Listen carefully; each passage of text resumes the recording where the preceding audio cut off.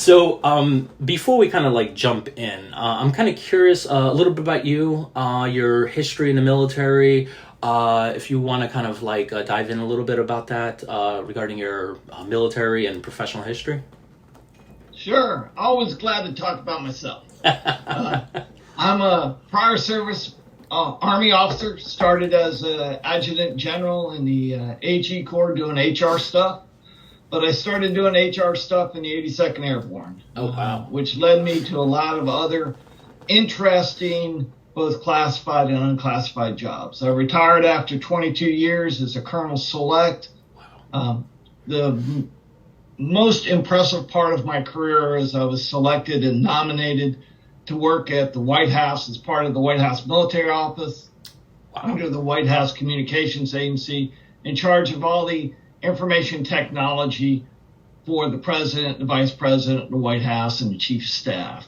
So I worked at the White House for almost 5 years in a 2-year joint tour that they kept extending because they liked my work. So I worked for President Clinton.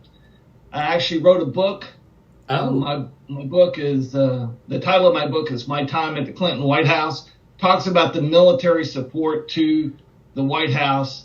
Talked about fun after, behind the scenes stories about the support that the military does, non-political, non-partisan. But I did 22 years of active military service. Then one day, my wife and I decided to stop at Dobbins Air Force Base at the BX. I was retired. I had figured I had put up my uniform. And when I was at the BX, I looked at a patch on someone's uniform shoulder and said, I don't recognize that patch. One of the things I did while I was in the service is I was a patch guy. I collected patches, and I thought I knew all the Army Reserves and National Guard, World War II patches. And I saw this patch I didn't recognize. And I asked the guy what the patch was. And he told me about the Georgia State Defense Force. So there I am in subways at the BX at Dobbins Air Force Base, and I'm being told about this volunteer opportunity to support my state. So I asked my wife, hey, let's go check it out. We walked over to the headquarters of the Georgia State Defense Force. I had an opportunity to talk to the chief of staff and the general. And next weekend I was at drill. And I started as the G6 for the Georgia State Defense Force, doing comms and IT and communications, which is what I did in the active component. Moved over to the G1 shop. Again, another job I had when I was in the active component. And then finally, the governor asked me to take over as the commanding general a couple of years ago. So there's a little about my background and how I got into the State Defense Force. I think that's due for another book then. Like a whole new chapter right there. Actually, I am writing another book about an atypical military career.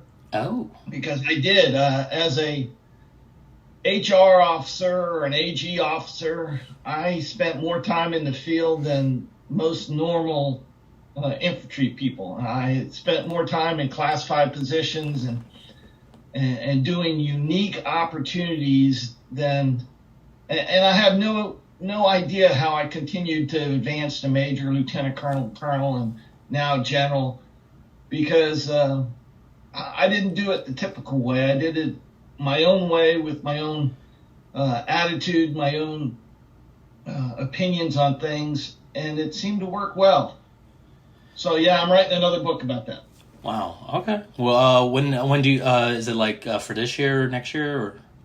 No, I'm writing 2 other books this year. Oh, wow. The Atypical Military Career book is going to have to wait for those 2 to get through the pipeline first. Oh, wow. So, okay. I have found writing and authoring and speaking as my new opportunity to give back. So I do a lot of writing, authoring, speaking now.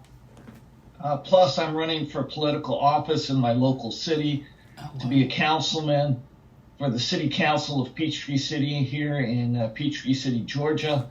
And with elections going on, we have 10 more days to see whether I get elected to the City Council. Oh, wow. I wasn't aware that. Oh, wow. That's.